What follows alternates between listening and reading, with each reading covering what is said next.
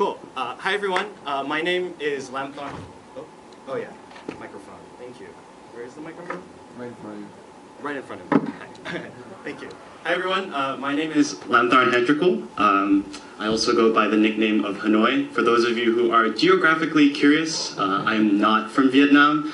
I'm from Thailand, and I've been doing this research with my advisor, Conrad Kaczmarek, who's at the Department of Music at Yale University. I myself am still an undergraduate, and I study applied physics and music at Yale. The ICMC is actually my very first conference, and it's been a very inspiring and humbling experience to hear such amazing music and such incredible ideas over the last week, and I'm really excited about pursuing this sort of research at ICMC for graduate school. So today I'll be talking about the leap motion and some of the work that I've been doing with the leap motion. So artists, musicians, researchers have been very interested in interfacing human gesture with musical expressivity, and there have been very interesting talks this week about tracking the motion of violin players, tracking the motion of dancers. I am particularly interested in tracking the motion of our hands. Our hands are incredibly expressive human tools, yeah. So there have been many academic papers, sound installations, music performances that try to explore the expressivity that is available through the human hand and the human fingers. For example, we have Lotasia Tsunami's Ladies Gloves from the year 2000.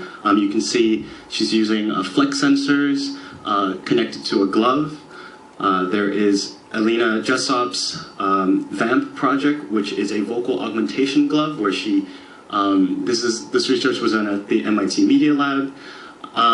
We also have mainstream artists like Imogen Heap, who is a Grammy-nominated artist. She has a glove called the Mimu gloves, which is equipped with accelerometers and flex sensors, and she's able to perform synthesizers in real time and also modulate effects in real time, and has made a Kickstarter project for this too.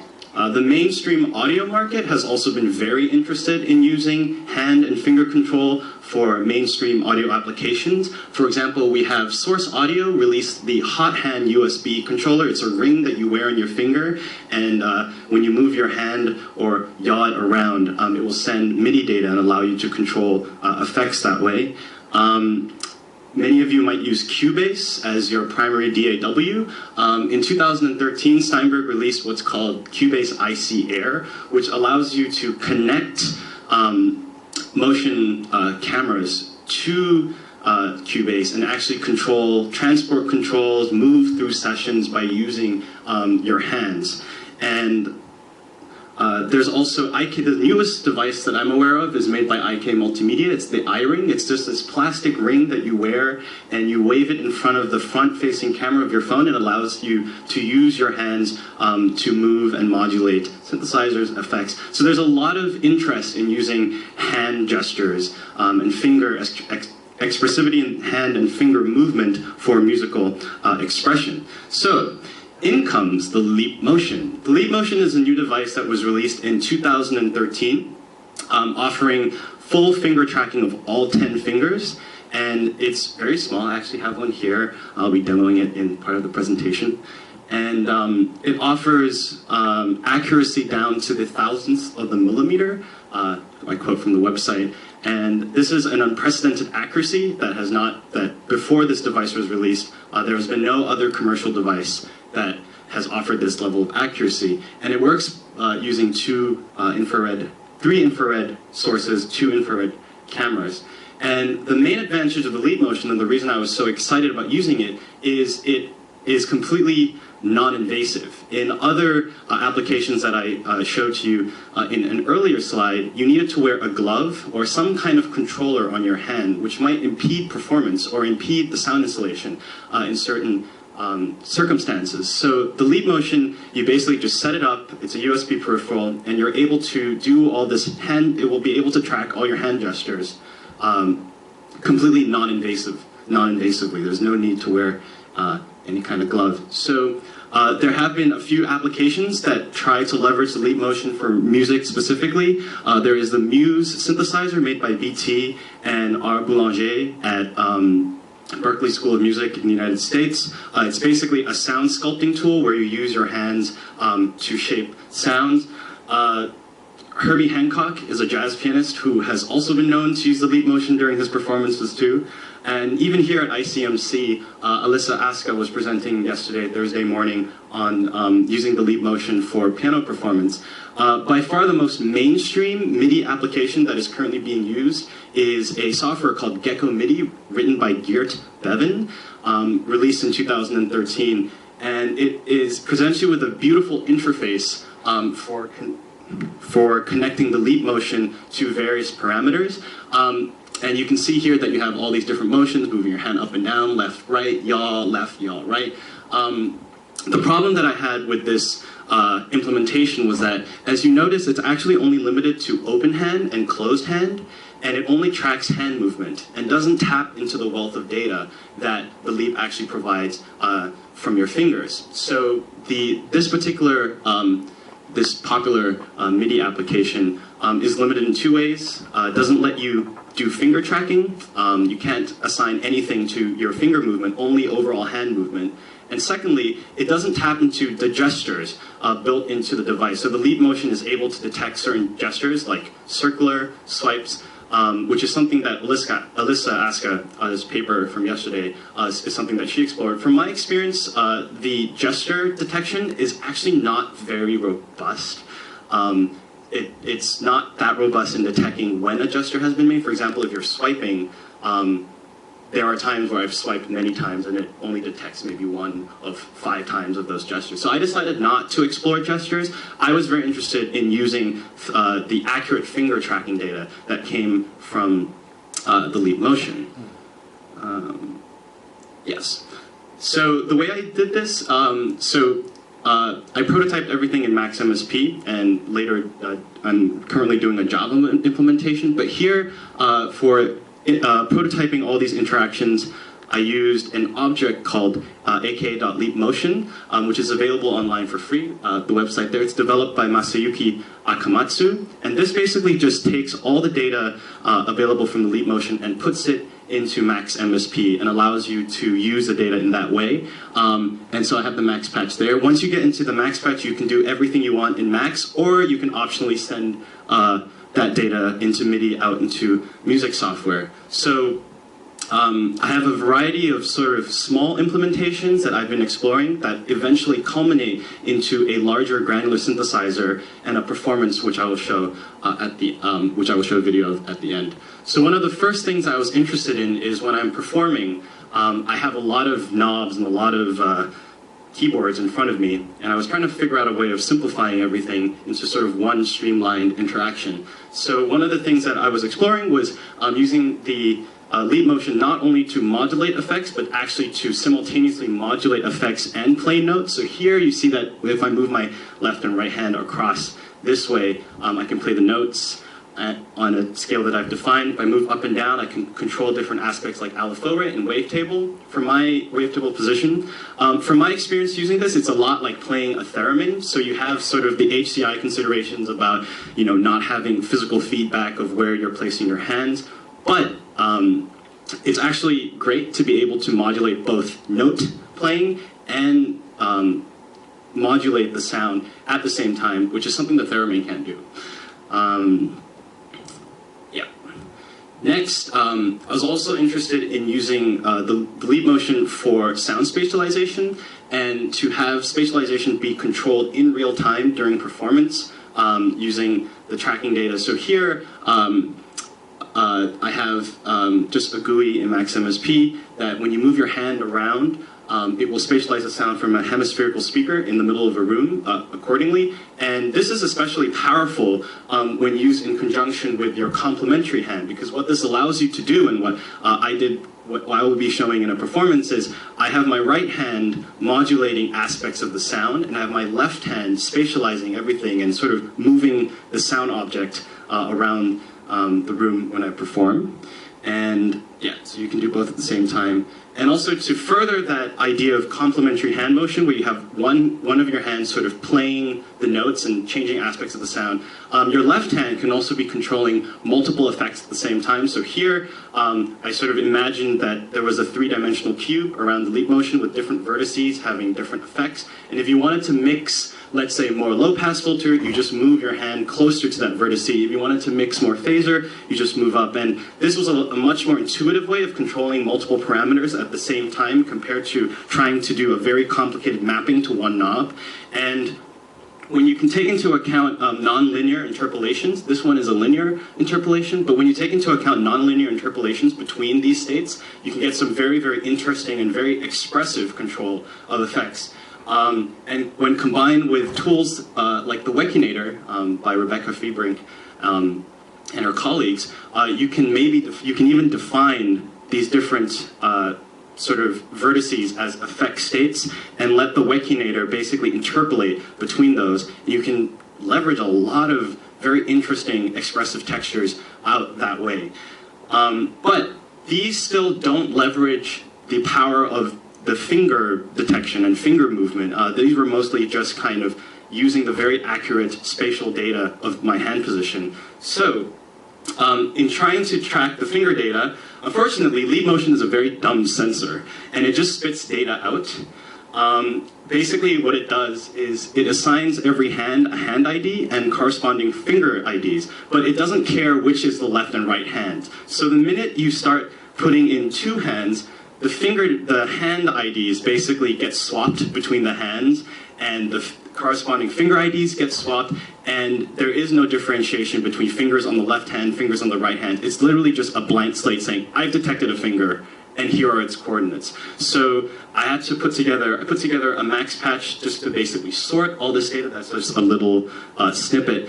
And in basically trying to leverage the finger data, I had to think of things like, for example, to differentiate which one is the left hand and the right hand. I assume that if you put your left hand, you're going to put it to the left of the device. If you're using your right hand, you're going to put it to the right of the device. I assume that if you do raise one finger, you're not going to do it like this. You're actually going to do it like that, or maybe not like this. And if you do two fingers, you're not going to do it like this, like Spider-Man, but you're going to do something like that. And that is built into the algorithm. And lastly, to differentiate finger movement from hand movement, if I'm doing this, the leap motion says your finger is moving and your hand is moving, but what if I just want to differentiate finger moving like this as opposed to finger moving like this? So this patch takes all of that into account and eliminates any kind of confusion between these different states. And these basically culminate in a motion and finger controlled granular synthesizer. So basically what happens is your right hand, you can scrub the sample with your right hand, and when you depress your fingers, you can play a particular grain. And I can demo this. Close.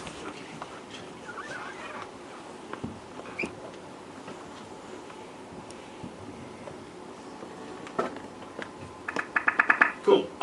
So here I have, let's see. So I have, when I move my hand from left to right, I can scrub through the sample. If I depress one of my fingers, I can trigger a grain, and the higher I go, the longer the grain length is. And when I depress multiple times, I can get some very interesting textures that sound a little like this. I can also maybe record ICMC, ICMC.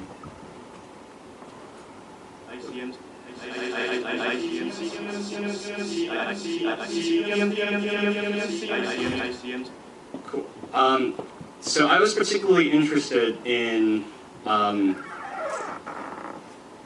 here we go. So I wrote a composition that leveraged this interaction. So notice that I'm able to have full control over when the grains are being triggered and try to play the granular synthesizer like an instrument as opposed to just keeping it in the background as a sound synthesis tool, but actually treating it like an instrument that I can respond musically and dynamically to another musician. So here is a video of a composition called In Circles that I wrote for cello.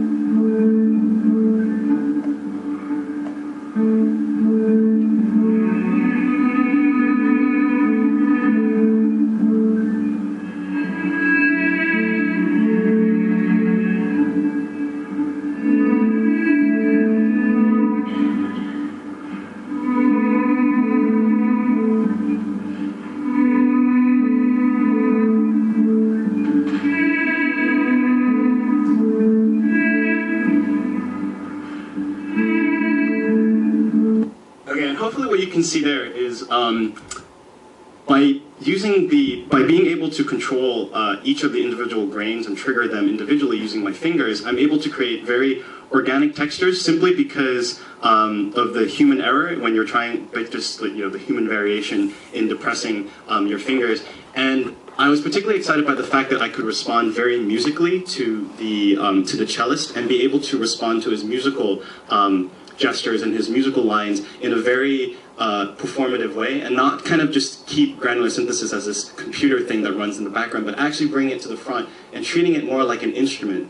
Later in the piece, I start harmonizing and doing counterpoint melodies with the performer, and I think that the leap motion has a lot of potential in sort of augmenting these existing sound synthesis tools into very interesting performative devices and interacting with granular synthesis in this way using your hands and fingers, which is something that I don't think has been explored as much before.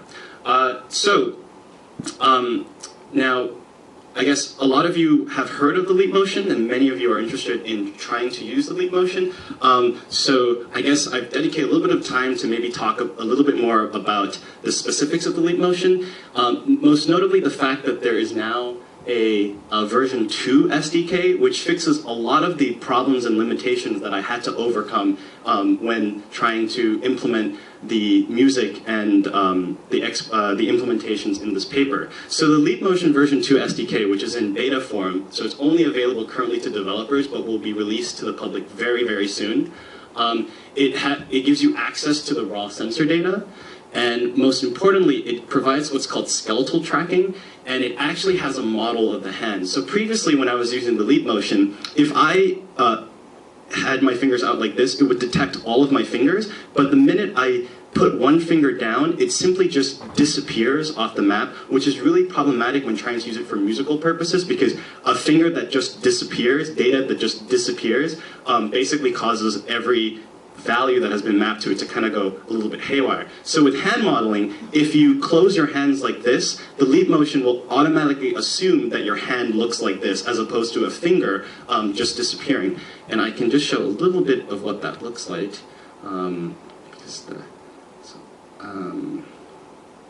Oh dear, where is... Oh. Okay, no. Maybe we're not going to do that.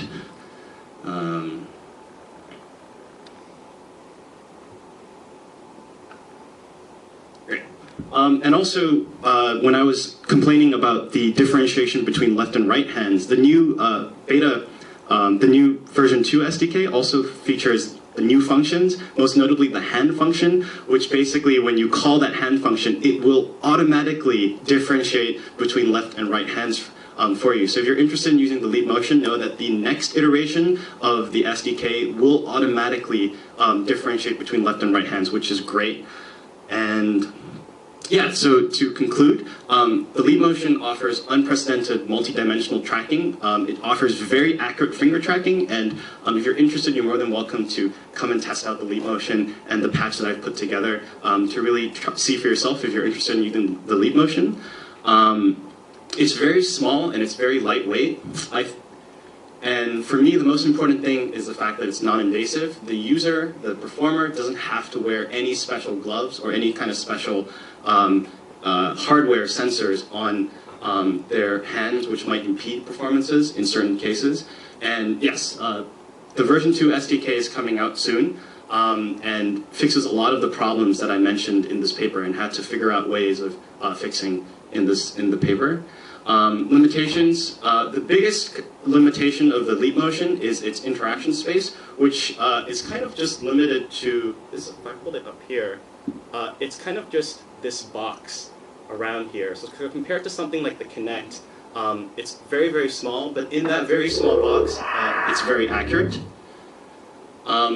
The Leap Motion has also been known to be very, very, actually in fact, extremely CPU intensive. I am not sure if they will fix this in the future, but whenever I use the Leap Motion, it is the thing that hogs up a lot of my CPU for some reason. So that's something to take in mind if there's a computer running a lot of audio applications in the background. And From my experience, the gesture detection, which is something that the Leap Motion is marketed heavily about, is not that robust. When swiping or when doing circular gestures, it will detect it some of the times, but not every single time, which is, for me, as a when performing music, has been extremely problematic. Done? Okay, cool. And future goals, I'm working on a Java implementation. I'm interested in using this for handicapped patients who don't have, who have maybe disabilities but can still move their hand or maybe part of their finger, and how we can leverage this for, how we can leverage the Leap Motion, and also augmenting traditional instruments with motion detection. Yeah. Thank you very much. So everything, my patches and the sorting algorithm that I put in is all available online if you want to look, and the Leap Motion object is also available online too. Yeah. A couple of technical questions. Yes. Thank you very much for the paper. Very interesting what you're doing. The first one is, there's another problem with the Leap Motion, which is lighting. Have you had any? So the Leap, yeah. So the question was about lighting. So in my experience, the Leap Motion has actually been very robust in terms of lighting. From my experience, and that was one of the things I was really happy about it. If there is a lot of external light, the software that runs in the background will tell you that, listen up, there's a lot of light, but we're trying to compensate for that. And it actually has been very good in my experience, working in very bright light, but also very low light performance spaces. I've been very happy with the low light, with the sort of the light tracking. And the second one, yeah, it's probably we bought an effective one, then. But never mind. The second one is, do you know if version 2 actually has a better algorithm for determining fingers? Because one of the problems is that depends on the angle. As long as you work like this, it's fine. But yeah. if So you start getting vertical, you won't see the fingers because it just. Yeah. So here we go. So I have access to the developer one. So let me just move this out. Maybe we can ask the second question, and then I'm just going to call this out. Fine. Okay.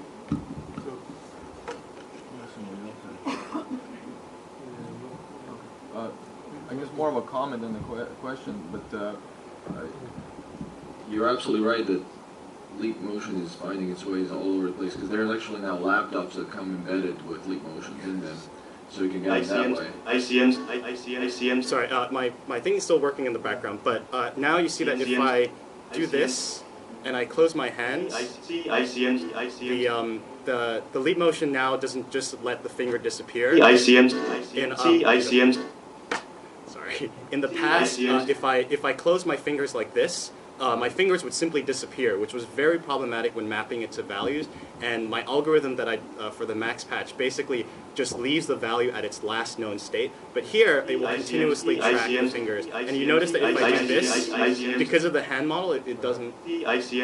It doesn't. Yeah, it doesn't. Yeah, I know. I had the same problem, and that's why I'm trying to highlight the fact that there's this new SDK, and I'm working on a Java implementation that takes into account all these new features, which weren't available until just a few months ago.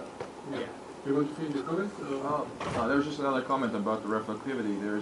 I've seen problems where a person was wearing a glove for a different reason. They wanted some kind of a haptic feedback. I can't remember what the material was, but that in combination with theatrical lighting apparently is a death trap. From my experience, the Leap Motion can be, when you have bare hands, the Leap Motion is very, very accurate and very robust, but I do have to roll it. Notice that I've rolled up my sleeves. Just a simple sleeve is enough to confuse it. So any kind of fabric creases or stuff like that, yes, I have come across where it will mess up the track. Yeah? I was just wondering, the aka.Leap Motion object, does that track all of the parameters? Yes, so the aka.Leap Motion object will basically output everything to do with the position, the velocity, the acceleration of the fingers.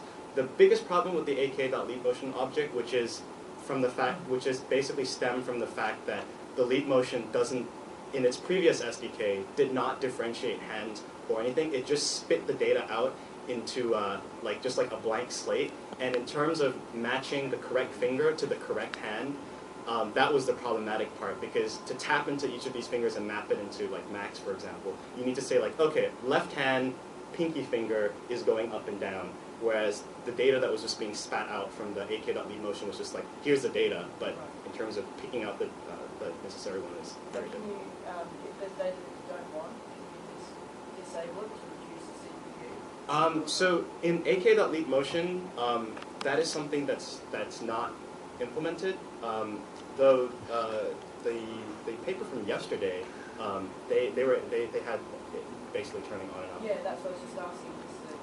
Yeah. So these are features basically that I'm interested in basically putting together into my. This was I used Max MSP more as like a prototype and the AK.lead motion object to just see what the lead motion is capable of, and then doing a more robust like Java version. And now that the SDK is out, it's also. Great, thank you. Okay, well, I think, quick question. Have a quick. I wondered if you came to this from using things like Connect. Yeah, so I came from this from using, I guess I came from this from a very electronic music performance background, and I have used the Connect before, but I guess I was interested in the Leap because everyone's used the Connect before, and it was an interesting space to explore, especially the fact that it has finger tracking, which is something that the previous generation Connect did not offer, and as a pianist, I was like, yes, I can use my fingers now. Yes. Okay, so thank you again.